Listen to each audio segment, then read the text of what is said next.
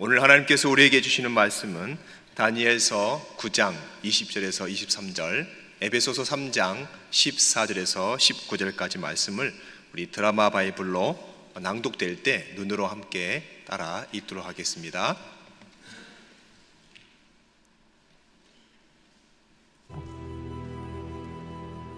내가 이같이 말하여 기도하며 내 죄와 내 백성 이스라엘의 죄를 자복하고 내 하나님의 거룩한 산을 위하여 내 하나님 여호와 앞에 간구할 때, 곧 내가 기도할 때 이전에 환상 중에 본 그 사람 가브리엘이 빨리 날아서 저녁 제사를 드릴 때쯤에 내게 이르더니, 내게 가르치며 내게 말하여 이르되, 다니엘아, 내가 이제 내게 지혜와 총명을 주려고 왔느니라.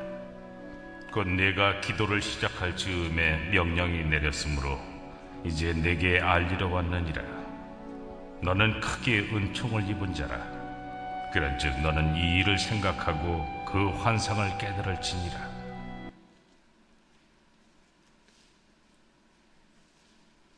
영광이니라.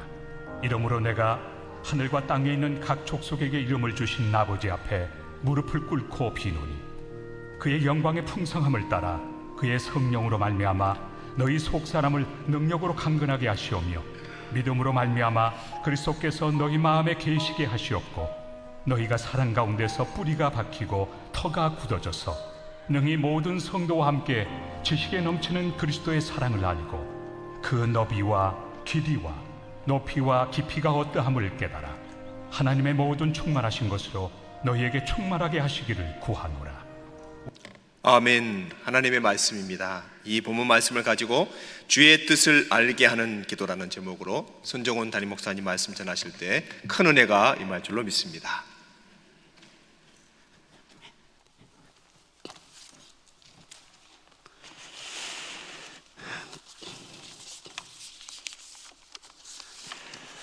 할렐루야. 네, 좋은 밤입니다. 주님께서 예비하신 특별하신 은혜가 이 밤에 있을 줄로 믿습니다. 오늘은 기도에 대해서 함께 좀 나누고자 합니다.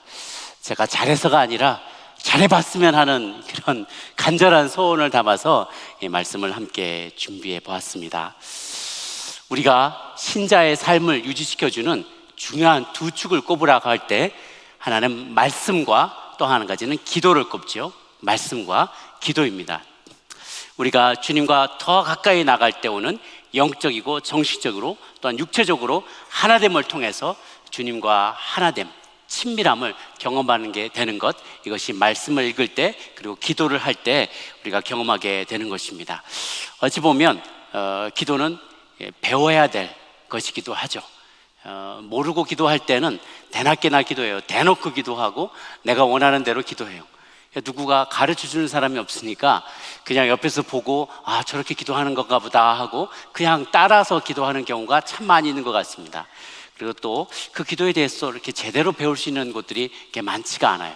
근데 성경에 보면 기도의 좋은 샘플들을 주님께서 많이 보여주신 것을 우리가 보게 됩니다.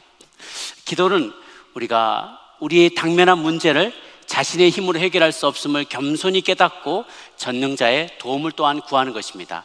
두 가지가 있다면, 첫 번째는 주님과 더 친밀함과 밀접함, 하나님과 하나됨을, 어떤 존재가 하나님과 하나 되는 것을 경험하기 원하는 차원이 있다면, 또 한 가지는 우리 안에 간절한 소원, 또 간절한 필요를 아뢰면서 나의 무기력함을 인정하고 주님의 도우심을 구하는 그런 차원의 또 다른 기도가 있을 수 있어요. 우리 주님도 겟세마네 동산에서 자신의 연약함을 드러내며 기도합니다. 하나님이 없이는 어떤 일도 해결할 수 없다는 것을 인정하고 겸손히 인정하고 그분의 긍휼과 자비만을 구하기 위해 나아가는 것이죠. 그래서 우리가 이 기도를 더 잘하기 위해서는 하나님의 언어, 하늘의 언어를 좀 배워야 돼요. 우리가 누구하고 대화를 할 때, 외국인과 대화를 할 때 그 외국인이 쓰는 언어를 잘 익혀야 되지 않습니까? 그래야 소통이 잘 되는 것처럼 우리도 하나님과 대화를 더 잘하기 위해서는 하늘의 언어를 배워야 돼요. 하나님의 문법을 좀 더 깨달아야 되고요, 하나님과 대화하는 대화법을 알아야 되는 거죠. 그래서 기도에 대해서 우리가 너무 충분한 시간과 관심을 쏟지 않고 무턱대고 주위에서 보고 들은 대로 소리치며 나아갈 경우에는 우리의 기도가 이제 피상적인 수준에 머물 수밖에 없는 것이죠. 그래서 제자들도 어떻게 기도하면 좋을지 주님께 여쭤보는 장면이 여러 군데 나옵니다. 기도는 사실 배워야 할 중요한 기술인 거죠. 잘 배우고 기도할 때 많은 유익이 있습니다. 그리고 그렇게 될 때 우리는 기도의 유익을 알고 기도하면 더 열심히 바른 동기를 가지고 바른 방법으로 그리고 지속적으로 오랫동안 기도할 수 있게 될 것이기 때문입니다. 그래서 우리가 기도는 배워야 할 하나님과의 대화법이다. 우리 첫 번째, 기도는 배워야 할 하나님과의 대화법이다라고 볼 수 있어요. 자, 우리가 다른 배우자나 혹은 친구들과도 이렇게 대화를 나눌 때 대화의 단계가 있다고 볼 수 있습니다. 어떤 친밀감에 따라서 대화의 단계가 있어요. 첫 번째 단계는 피상적인 단계예요. 밥 먹나 이거죠. 밥 먹나 아는 뭐 이 정도. 뭐 날씨 좋네 이런 거. 아이고 오늘 호원하십니다. 뭐 이 정도. 그냥 뭐 이러고 오고 가는 아이고 차 많이 막히죠. 이거 피상적인 대화예요. 피상적인 대화. 2단계는 정보만 나누는 대화. 나 어제 바람 쐬러 아틀란타 또 시내 한번 나갔다 왔어. 뭐 정보. 나 오늘 낮에 국밥 먹었어. 넌 뭐 먹었는데? 뭐 이런 거 정보를 나누는 거. 오늘 차다가 막혔더라. 아유 85번 국도에 아주 큰 사고 났다. 아 저기 경찰차 있더라. 조심해. 정보를 나누는 거죠. 3단계는 정보에 대한 이성적인 판단을 나누는 단계. 아 요즘 코로나 바이러스 때문에 돌아다니는 거 안 좋아. 집에 가만히 있는 게 나아. 또 어제는 또 누가 그러시더라고요. 코로나 바이러스 오래 안 갈 거야. 메이드 인 차이나잖아. 그래서 정보에 대한 이성적인 판단을 나누는 단계예요. 그런데 가장 깊숙한 단계, 우리가 나아가야 될 단계가 뭐냐? 이건 뭐냐면 내면의 깊은 감정과 동기와 비밀한 것들을 나누는 단계라는 거예요. 왜 요즘 무슨 힘든 일 있어? 뭔가 답답한 일 있어? 이야기해봐. 그러면 사실 나한테 이런 일이 있었어. 내가 이것 때문에 마음이 힘들어. 이것 때문에 마음이 어려워. 나 실직했어. 요즘 사업이 너무 어려워. 남편과 싸웠어. 우리 아이가 가출했어. 부모님이 입원하셨어. 오늘 내일 하셔. 뭐 이런 것들은 자신의 깊은 감정과 혹은 비밀과 아무하게도 나눌 수 없는 자신의 깊은 어떤 내면에 숨겨진 이야기들을 나누는 단계인 거죠. 그래서 우리가 정말로 하나님과 대화를 나눌 때에도요, 이 4단계를 다 지나가는 거예요. 처음에는 뭐 하나님 저 왔어요. 주님 왔습니다. 그래 왔냐? 그다음에 뭐 저 어제 무슨 일 있었어요. 뭐 어제 갔다 왔어요. 그랬냐? 정보 주고받는 거. 뭐 무슨 기도 정보지에 나온 정보 내용만 이렇게 딱 나눈 것처럼 하면 그거는 정보 차원이고 정보에 대한 이성적 판단이고 이런 정도죠. 그런데 주님 저 힘들어요. 저 죽고 싶어요. 저 너무 외로워요. 너무 억울해요. 저 너무 눈물이 나 죽겠어요. 너무 안타까워요 주님 하고 내 마음의 감정을 쏟아놓고 내 비밀을 쏟아놓고 나의 한을 주님 앞에 쏟아놓는 거는 가장 깊은 차원의 대화라는 거죠. 우리가 그런 대화 처음 만난 사람하고 하지 않잖아요. 가게에 처음 가져간 커피숍 가서 막 커피 한 잔 주문하면서 저 너무 힘들어요. 그 얘기하면 다음 손님 그러지 그래요 하고 공감해주지 않잖아요. 처음 보는 사람하고 그렇게 얘기를 안 나누죠. 그러니까 우리는 주님과 이렇게 깊은 차원에 단번에 딱 앉더라도 바로 주님하고 가장 깊은 차원의 내밀한 이야기를 나눌 수 있을 정도까지 주님과 친밀함이 싹트야만 한다는 것이죠. 그거는 통성으로 기도해도 좋고 침부로 기도하는 것도 좋아요. 소리 내서 기도한다고 기도가 반드시 꼭 깊은 것만은 아니라고 제가 말씀드렸죠. 소리를 내서 통성으로 기도하는 것은 하나님한테 유익이 있는 게 아니에요. 저희한테 유익이 있는 거죠. 주님이 기먹어서 쥐야 하지만 깜짝이야 하고 들어주시는 게 아니라고 했어요. 그냥 쥐야 하고 그냥 가만히 안타까움을 토로하면서 기도해도요, 주님은 큰 소리로 그걸 들으세요. 나의 작은 신음에도 응답하시는 주님, 상한 갈 때도 꺾지 않으시는 주님, 내가 입 한번 뻥끗할 수 있는 힘이 안 남아 있어도 그냥 죽어가는 목소리로 주님께 아뢰더라도, 심지어 입술로 나가지 않아도 내 마음의 울림이라도 주님은 거대한 메가폰으로 들은 것처럼 그 음성을 다 들으세요. 그런데 우리가 쥐 하고 부르짖으며 기도할 때는요, 내가 딴 생각을 안 하게 돼요. 내가 올인해서 주님 앞에 간절함을 토할 수 있는 좋은 표현이 되는 것이죠. 그래서 우리가 간절히 기도할 때, 쥐 하고 기도할 때요, 내 온 영과 혼과 육이 전인격이 하나님 앞에 구하며 나가는 것이죠. 나의 간절함을 표시하면서 나아갈 때 나에게 유익이 있어요. 내가 주님께만 집중할 수 있고 전혀 딴 생각을 안 하게 되는 것이죠. 그래서 큰 소리로 외치는 담대한 기도, 마가복음 7장 26절에 나오는 그런 기도도 좋지만, 혈루병을 앓던 이 여인의 침묵의 기도, 소리 없는 기도, 이런 기도도 주님은 다 들으신다는 거예요. 그래서 깊이 있는 기도를 한다는 것은요, 그냥 표면에 흐르는 물이 아니라, 시골의 우물가에 보면 두레박 있잖아요. 저도 예전에 포항에 저희 큰 집이 있었는데요, 가면 설날에 이런 데 가면 두레박으로 그때는 물을 길어왔어요. 정말 두레박으로 밑으로 쭉 내다가 한번 휙 채야 돼요. 그럼 두레박에 내려가다가 휘까닥 하니까 옆으로 기울어지거든요. 그럼 물을 딱 길어서 이렇게 먹으면요, 오장육부가 시원해져요. 지하수 물이 엄청 시원하거든요. 그것처럼 우리 내면의 깊은 곳에 우러나온 그 시원한 물은요, 우리의 영적인 갈증을 해소시켜줘요. 그렇게 깊은 물같이 내 속에서, 나를 믿는 자는 그 속에서 생수의 강이 흘러남과 같으리라 라고 얘기하셨어요. 우리가 주님을 믿고 주님 앞에 깊은 기도를 드리고 우리의 마음을 깊은 마음속에 그 간구를 토하내면요, 주님께서 깊은 기도 가운데서 우리를 만나주세요. 그래서 내 속에서 생수가 시원한 어떤 시골 우물에서 나오는 같은, 깊은 속에서 나오는 시원한 물이 나와서 우리의 영적인 갈증을 해소시켜 주시는 것이죠. 그렇게 많은 믿음의 사람들이 하나님을 만났어요. 이사야가 하나님의 임재를 만났고요, 엘리야가 호렙산에서 하나님을 홀로 만났어요.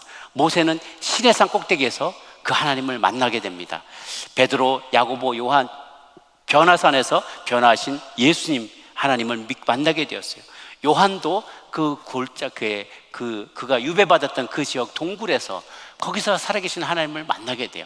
그래서 우리는요, 하나님을 만날 때는 하나님과 특별한 관계, 깊은 관계로 나가기 위해서는요, 우리 주변에 우리가 방해되는 요소들로부터 어느 정도는 떨어져 나가야만 그분을 오롯이 만날 수가 있어요. 그래서 세상에 독이 빠지는데 한 3일 정도가 걸린대요. 그래서 우리가 정말 하나님을 정말 만나야 될 일생일대의 중요한 순간들이 찾아오시면요, 여러분 기도원에도 들어가시고 금식하며 나가시고 한 3일 정도를 다 세상 거를 멀리하고, 세상에서 들려오는 소리나 영상이나 음악이나 미디어나 신문이나 핸드폰의 정보들이나 이런 것들로부터 쫙 금식하고 미덕을 하면서 주님 앞에 딱 나가면 한 3일 정도 지나면 이렇게 독이 쫙 빠져요. 금식도 한 3일 정도 하고 나면 그 막 시꺼먼 변이 나오거든요. 죄송합니다. 저녁 맛있게 듣고 오셨을 텐데 그냥 시꺼먼 게 막 나가요. 내 안에 쌓였던 숙변이 쫙 나가는 것처럼요, 영적으로 내 안에 숙변들이 있어요. 그렇게 하나님 앞에 나아가기 위해서는요, 뭔가를 구별돼야지 돼요. 엘리야가 호렙산에 가는 것처럼, 모세가 시내산에 올라가는 것처럼, 베드로, 야고보, 요한이 변화산, 예수님 따라 변화산에 갔던 것처럼, 요한이 유배지에서 반모섬의 그 케이브 안에 들어가 있었을 때 하나님을 만난 것처럼요, 세상에 때묻어서 세상과 같이 화합해서 지내는 동안에는 하나님을 만나고 하나님의 음성을 듣는 게 너무 어려워요. 세상 소리에 다 덮여버리기 때문에 그렇죠.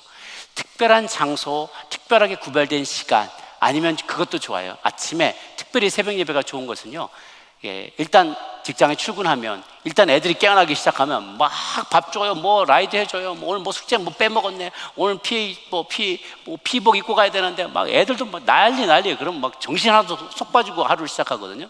그런데 그러기 전에 이 믿음의 사람들은요, 좀 일찍 일어나요. 그러기 전에 일찍 일어나서 시간을 구별해서 교회로 오셔서 새벽 예배도 좋고, 따로 자신만의 공간에서 모두가 일어나기 전에 딱 아침에 뭐 5시건 6시건 미리 일어나셔서 말씀 가운데 쫙 나가면서 기도하면, 그때 하나님을 만날 수 있는 찬스가, 깊이 만날 수 있는 찬스가 더 많아지게 됩니다. 그래서 우리는 기도할 때 특별히 하나님과 이 대화법을, 깊이 나누는 대화법을 익혀야 돼요. 노아도, 아브라함도, 야곱도, 요셉도, 기드온도, 여호수아도 많은 선자들과 왕들이 이렇게 하나님 앞에 나아가면서 하나님을 만났어요. 지난 주간 1000번제의 말씀을 드렸죠.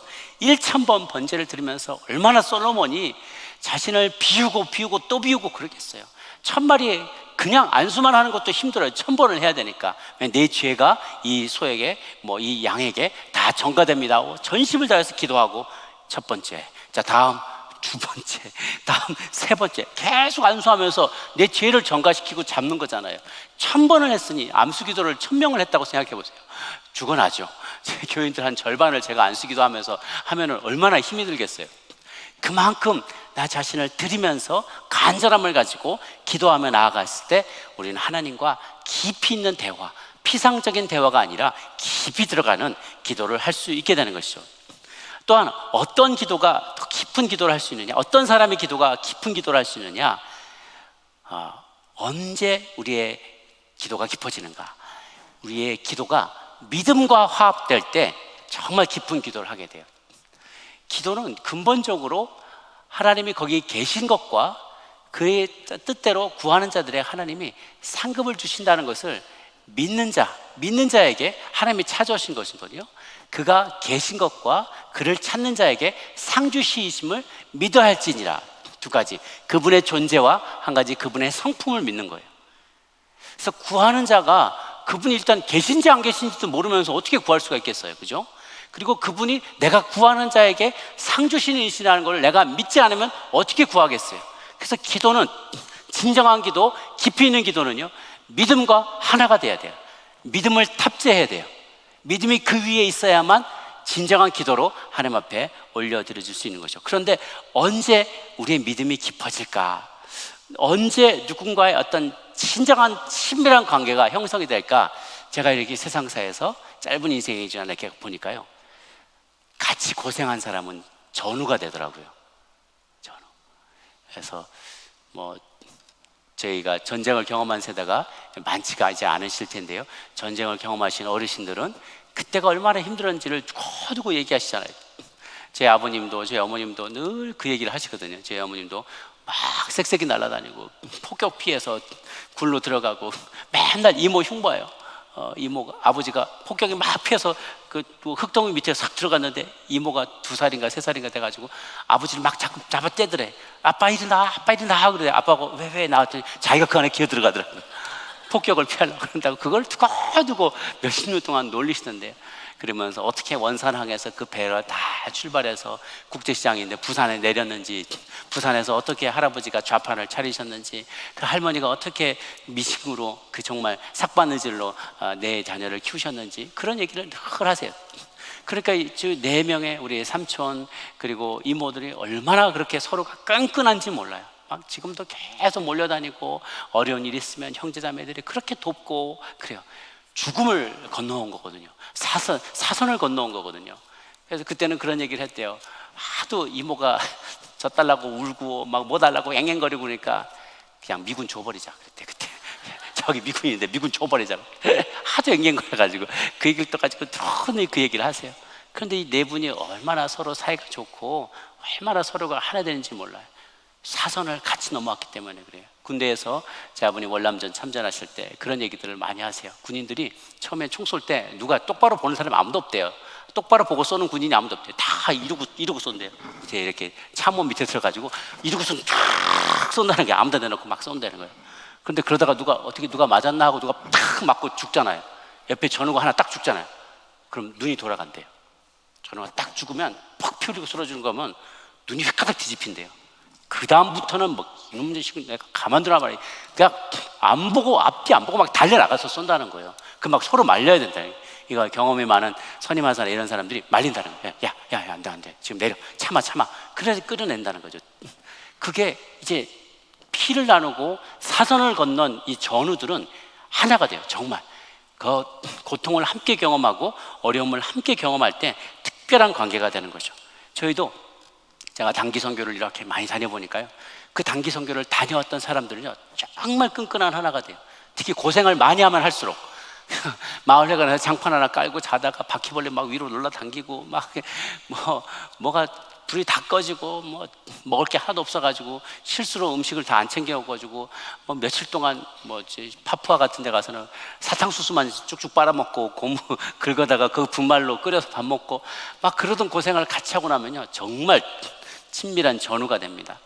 그런데 우리끼리만이 아니라 하나님과 우리 사이도 그래요. 내가 정말 죽을 고생을 할 때 나를 만나 주신 하나님, 내가 정말 죽을 고생을 할 때 절대로 나를 떠나지 않으셨다는 그 하나님을 딱 만나면요 그분과 나는 뗄래야 뗄 수 없는 전우의 관계가 돼요. 나와 함께 하신 하나님, 언제든지 다른 모든 세상 모두는 나를 버릴지라도 내 부모도 나를 모른다 할지라도 절대로 나를 떠나지 않으시는 그 하나님에 대한 굳건한 신뢰가 우리 마음판에 새겨지게 돼요. 그럼 무슨 일을 당할지라도 아무런 염려하지 않게 돼요.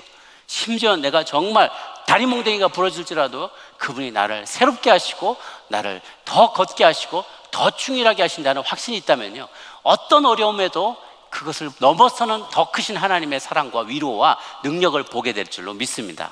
그래서 그 고통 가운데서도 하나님 오히려 우리가 고통 가운데 있을 때 더 간절히 하나님을 찾게 된다는 걸 하나님 너무 잘 아세요. 우리의 교만함과 우리의 간과함을 잘 아시기 때문에요 심지어는 다리 몽댕이를 불러서라도 주님께로 더 가까이 인도하시는 거예요. 제가 제 아내하고 지난번에 그런 얘기를 말씀 나눴지 않습니까? 제 아내가 같이 이렇게 바닷가에 갔다가 휴가철에 다리가 부러졌어요. 발목이 부러졌어요. 그런데 평소에 그렇게 각자 따로따로 일 보고 아내도 강의하러 가고 저도 설교하러 가고 주일날 가고 그리고 저녁에 잠깐 봤다가 또 새벽에 나가고 정말 얼굴 볼 새가 많이 없었는데요 아내가 발목이 부러지고 나니까 저를 간절히 찾는 거예요.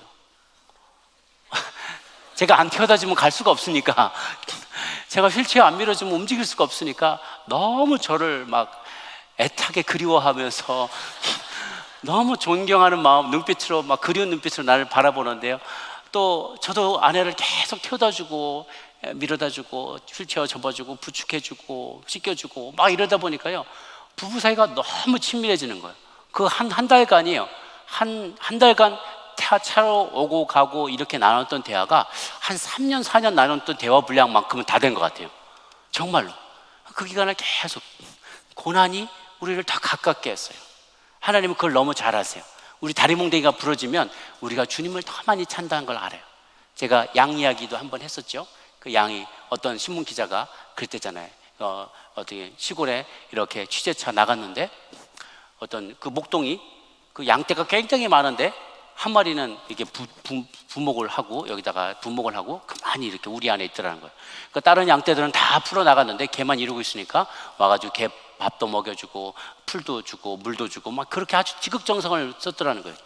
그래서 궁금해서 이 양은 어쩌다가 이렇게 다리가 부러졌나 했더니 롱스토리라고 그러면서 이 양이 아주 고집이 셌다고 지 혼자 저 막 벼랑으로 가서 막 뿔이 걸려서 대롱대롱 걸려 있고 저기 구덩이에 빠져서 뒤집어져 있고 그놈을 이런 놈을 여러 차례 건져냈는데 그렇게 말을 안 듣더라고. 그래서 내가 너무 가슴이 아프지만 내가 이 양의 다리 몽댕이 분질러 버렸다고. 깜짝 놀라서 그러면서 하는 말이 이제 부목을 대고 얘가 가고 싶은 대로 마음대로 가지 못하기 때문에 얘는 이제 나만 바라봐야 될 거라고. 그리고 내가 풀도 갖다 주고 물도 먹여주고 이러는 과정에서 이 양은 이제 내 음성을 분별하는 법을 배우게 되었을 것이라고. 언젠가 이 양이 다 낫게 되면 다른 어떤 양들보다 내 음성을 가장 잘 들을 거기 때문에 다른 모든 양떼들에 앞서서 내 말을 쫓는 그리고 양떼들을 인도하는 리더가 될 걸 나는 믿기 때문에 이 양의 다리 몽댕이를 분질러 놨다고 그 얘기를 하는 거예요. 때로는 주님께서 여러분의 다리 몽댕이를 분질러올 때가 있습니다. 가슴이 아프죠. 몸도 아프죠. 피지컬리 아프고요. 재정적으로 큰 타격을 받게 되고요. 잘 나갔었는데 그전 내가 참 잘 나갔었는데 내가 잘난 맛에 살았는데 정말 모두가 나에게 박수 치는 걸 즐기며 누리며 그러고 살았는데 어느 순간 다리 몽댕이가 부러졌어요. 더 이상 내가 가고 싶은 대로는 못 가고 하고 싶은 대로 못 하고 먹고 싶은 거 보고 싶은 거 누리고 싶은 거 더 이상 못 누리게 될 때 이제 주인만 바라보게 되는 거예요. 목자만 바라보게 되는 것이죠. 가슴이 아프지만 주님은 그런 일들을 허락하세요. 그리고 주님의 음성만 들으면서 주님과 더 친밀한 관계 가운데로 나오게 하세요. 그 친밀함을 만약 지금 여러분이 그 사망의 음침한 골짜기를 지나가고 계시다면 더 큰 하나님의 계획을 깨달으시고 그분의 음성에 귀 기울이시기를 바랍니다. 이 기회에 그 하나님과 대화하는 법, 깊이 대화를 나누는 법, 여러분의 내면을 드러내고 그분과 대화하는 법을 익힐 수 있는 그런 복된 날이 계속되기를 간절히 기원합니다. 그렇게 우리가 친밀하게 되면요, 우리는 친밀한 사람에게 어떤 일이 벌어지는가? 친밀한 사람에게 우리는 자신의 비밀을 보여주죠. 그죠? 아무에게나 비밀을 말하지 않아요. 하나님도 우리가 친밀해진 사람이다, 나와 친하다고 생각하면요, 자신의 비밀을 우리에게 알려주십니다. 하나님께서는 자신이 하실 일들을 주의 종 선지자들에게 보여주지 않고는 행하는 법이 없다고 하셨어요. 어떤 중요한 일을 행하시려고 하면 그거를 아브라함에게 가르치는 것처럼 보여주세요. 내가 내 친구 아브라함에게 일을 숨기랴, 그러면서 소돔과 고모라를 멸하실 그 계획을 아브라함에게 보여주시잖아요. 되어질 일들을 미리 보여주세요. 기도 가운데 그런 일들을 보여주시죠. 그래서 친밀한 사람에게는 어떤 것들이 일어나면 항상 우리는 친밀한 사람을 생각합니다. 자신보다 그 사람을 더 많이 생각해요. 우리가 하나님과 친밀하다면 나 자신을 생각하는 시간보다 하나님에 대해서 생각하는 시간이 더 많아질 거예요. 그게 내가 그분과 친밀하다는 사인입니다. 두 번째는 그 사람과 많은 대화를 나누게 돼요. 대화의 시간이 길어지게 됩니다. 대화라는 건 기도죠. 하나님과의 대화의 기도 시간이 길어진다는 것은 기도 시간이 길어진다는 거예요. 그건 내가 그만큼 친밀하다는 거죠. 우리가 누구하고 친하면 전화를 들고도 하루에 2시간씩 3시간씩 떠들잖아요. 그거는 그분과 친밀하니까 그런 거죠. 그런데 그게 인간이 되어야 할 게 아니라 하나님이 되어야 된다는 거예요. 하나님과 대화를 많이 나눠야 돼요. 불러도 대답 없는 이름이요, 그렇게 기도할 때 느껴지지 않고 내가 주님께 얘기하면 주님이 내 마음의 감동으로 자꾸 세미한 음성으로 내게 응답해 주시는 그런 깊은 관계를 깨닫게 되는 거죠. 세 번째는 남들에게 말 못할 비밀을 나누게 돼요. 남들에게는 말해도 이해하지 못하기 때문에 친한 사람에게는 그걸 나눌 수 있죠. 모르는 사람에게 얘기하려면 모든 배경 스토리를 다 얘기해야 되니까 힘들잖아요. 왜 우리가 우리 동역원 모임 이렇게 잘 하다가 새로운 동역원이 들어오면 처음부터 설명을 다 해야 되잖아요. 그러니까 내가 어떤 사람이었고 어디 이렇게 돼. 그 다음 주에 또 다른 동역 오면 또 다시 또 처음부터 다 시작을 해야 되잖아요. 그런데 오래 사귀었던 주님은 이런 거두절미하고 딱 본론만 얘기해도 주님이 이미 다 아신다는 거예요. 그래서 남들에게 말 못할 비밀을 나누고요. 네 번째는 친한 사람, 사랑하는 사람과 함께 앞날을 상의하죠. 우리도 배우자와 함께 앞날을 상의하잖아요. 우리가 어떻게 살자, 우리 어디 가서 살자, 앞으로 무슨 일을 하고 살자, 이런 걸 배우자와 깊이 앞일을 상의를 하죠. 그런 일과 마찬가지로 우리 하나님과 우리 앞일을 상의하게 돼요. 하나님과 친밀해지면 주님 이제 어디 가서 살까요? 앞으로 무슨 일을 할까요? 이 재정으로 어떻게 쓸까요? 하나님, 내가 남는 시간을 어떻게 봉사를 할까요? 하나님, 어떻게 하면 일들이 잘 원만하게 해결할 수 있을까요? 자꾸만 미래 일들을 상의하게 되는 것이죠. 그냥 내가 다 결정해놓고 답정너라고 알죠? 답정너, 항상 답이 정해져 있는 너. 그래서 너는 어떻게 생각해? 나는 짜장면 먹으려는데 사장님들이 자, 먹고 싶으면 다 먹어, 나 그냥 짜장면 먹을게. 다 짜장면 이상으로 못 시키잖아요. 답정너예요. 그게 아니라 나 답 다 정해놓고 하나님을 끼워 맞추는 게 아니라 주님이 결정하시면 나는 따라가겠습니다. 요것이 정말로 친밀한 사람의 태도죠. 다섯 번째는 친한 사람은 그 모든 것을 신뢰해요. 그분의 아주 전격적인 신뢰를 표현하는 것이죠. 그리고 마지막으로는 친한 사람과 항상 함께 한다는 것. 모든 장소, 모든 감정과 생각, 시간에 함께 한다는 것. 같이 살아간다는 거죠. 그래서 오늘 에베소서 3장 15절에서 19절까지 읽었는데요. 거기 보면은 그런 말씀이 나와요. 에베소 교인들에게 이러면 내가 하늘과 땅에 있는 각 족속의 이름을 주신 아버지 앞에 무릎 꿇고 비노니 그의 영광과 풍성함을 따라 그의 성령으로 말미암아 너희 속사람을 능력으로 강건케 하시며 믿음으로 말미암아 그리스도께서 너희 마음에 계시게 하시고 너희가 사랑 가운데 뿌리가 박히고 터가 굳어져서 능히 모든 성도와 함께 지식에 넘치는 그리스도의 사랑을 알기를 원하노라. 이게 지금 계속 기도문이에요. 에베소 교인을 향한 바울의 기도문이에요. 또 너희들이 그분의 사랑의 너비와 길이와 높이와 깊이가 어떠함을 깨달아서 하나님의 모든 충만하신 것으로 너희에게도 충만하시기를 구하노라. 20절이 제일 중요해요. 우리 가운데서 역사하시는 능력대로 우리가 구하거나 생각하는 모든 것보다 더 넘치도록 능히 하실 이에게 교회 안에서 그리스도 예수의 영광이 대대로 명하기를 원하노라. 자, 포인트가 그거예요. 20절 우리 가운데서 역사하시는 능력대로 우리가 구하거나 생각하는 모든 것에 더 넘치도록 능히 하실 우리가 생각하는 것보다, 구하는 것보다 더 넘치도록 능히 하실 수 있는 분이 하나님이시라는 것이죠. 그래서 그것을 신뢰하면서 나아가면 우리가 능치 못할 것이 없게 돼요. 제가 조영기 목사님 설교를 참 좋아하는데요, 그분이 일전에 믿음이란 뭡니까? 라고 질문하고 그 믿음의 대답에 그 믿음이 무엇인가에 대해서 이렇게 대답한 적이 있어요. 믿음이란 계란으로 바위치기입니다. 그런 거예요. 계란으로 바위를 치면 뭐가 깨질까요? 계란이 깨지죠. 그런데 바위가 깨진다는 게 믿음이라는 거예요. 도저히 과학으로는, 우리 짱구로는 아무리 굴려봐야 계산이 안 나와요. 그런데 계란으로 바위를 치면 바위가 깨질 수 있다는 것을, 그게 믿음이라는 거예요. 도저히 상식으로는 이해되지 않는 부분들을 믿는 거죠. 죽은 자를 살리시고 없는 것도 있는 것처럼 만드시는 분을 믿는다는 거예요. 그래서 마가복음 16장 15절 18절에 보면 이런 말씀들이 있어요. 또 함께 있습니다. 시작. 또 이르시되 너희는 온 처에 다니며 만민에게 복음을 전파하라. 믿고 세례를 받은 사람은 구원을 얻을 것이요 믿지 않은 사람은 정죄를 받으리라. 아멘. 사실 17, 18절 이 말씀도 중요한데, 시작.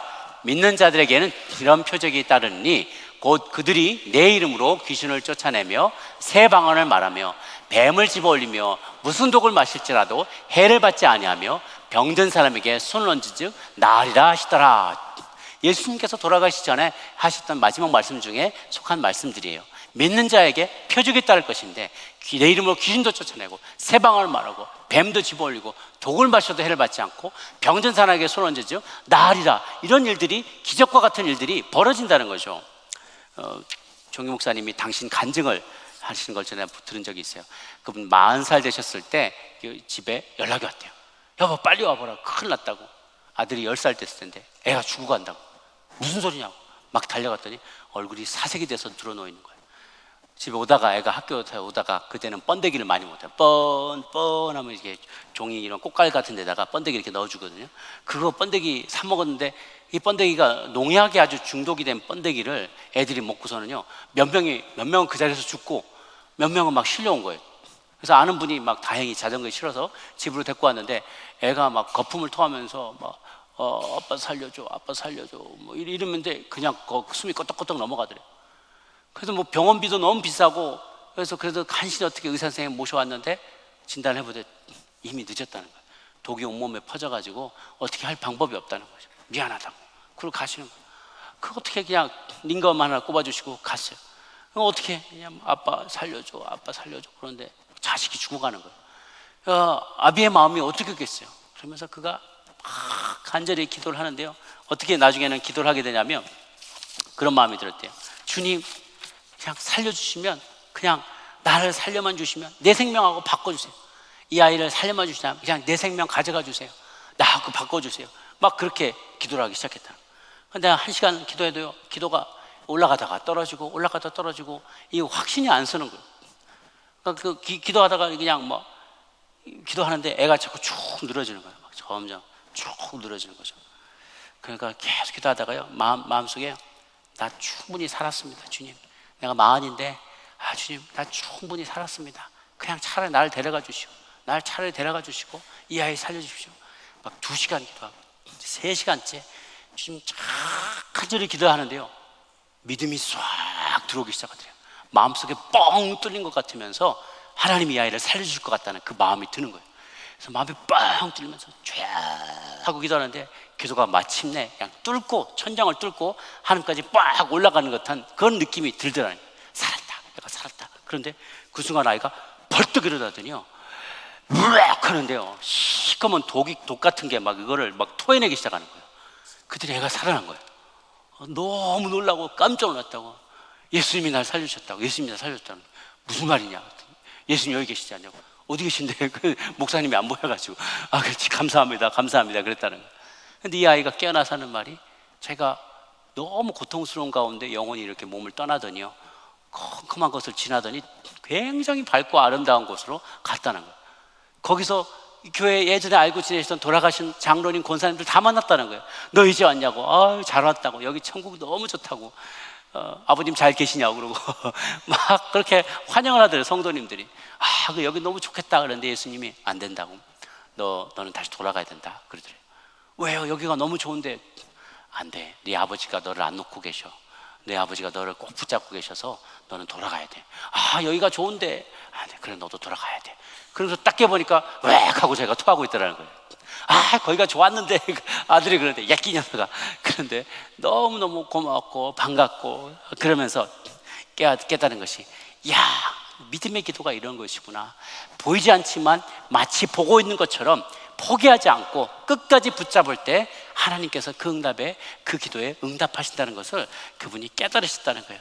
그것은 마치 75세 아브라함이 별을 보고 하나님께서 그를 끌고 나가셔서 무별을 보라. 하늘의 이 별들을 네가 셀 수 있는가 봐라. 내 자손이 이 하늘의 별과 같이 많을 것이다.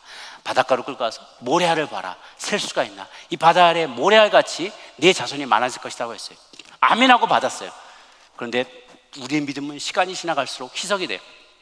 아브라함도 결국은 날짜가 지날수록 85세가 되니까 점점 10년이 지났는데도 자식이 안 생기니까 아내도 경수가 끊어지고 희망이 없어요. 그러니까 내 종 몸종 하갈이라도 데려가서 어떻게 대를 이어보시오. 그러니까 그럴까? 그거 아브라함이 그냥 데려가 버린 거예요. 이 믿음으로 반응을 했어야 되는데, 아니야, 당신만이, 하나님께서 당신을 통해서 내가 자녀를 준다고 해서 그걸 철석같이 믿어야 되는데, 아마 그 말 얘기하니까 그럴까? 그리고 그냥 하갈 데리고 들어가 버린 거예요. 그래서 이스마엘이 태어나면서 지금의 이 많은 중동의 분쟁이 일어나게 된 거죠. 그런데 하나님이 다시 찾아와서 99세에 이제는 너 이름 바꿔줄 테니까 의심하지 마라. 아브라함, 열방의 아비야. 사라, 열방의 어미야. 그러니까 서로 자식도 하나 없는데 서로 보고 어이구 열방의 아버지 오셨어요. 어이구 열방의 어미 오셨어요. 그런 거예요. 자, 여러분 가운데 자식이 하나 없는데 아이고 자식도 많은 집에 어르신 왔네 하고 서로 불러주는 거예요. 그러니까 그런 일이 일어나지 않았는데, 여러분 내가 땡전 한 푼 없어요. 아이고 그런데 백만장자 오셨네 하고 아예 믿음으로 그걸 선포해 버리는 거예요. 서로 아브라함이라고 부를 때마다, 사라라고 부를 때마다 믿음으로 자꾸 하나님이 가르쳐주신 그 이름을 부르기 시작하니까 믿음이 생겨나기 시작한 거예요. 100세 이삭을 얻게 되신 것이죠. 그와 같이 주님도 우리와 주님께로 계속해서 깊이 나아가는 믿음의 기도를 하기를 원하세요.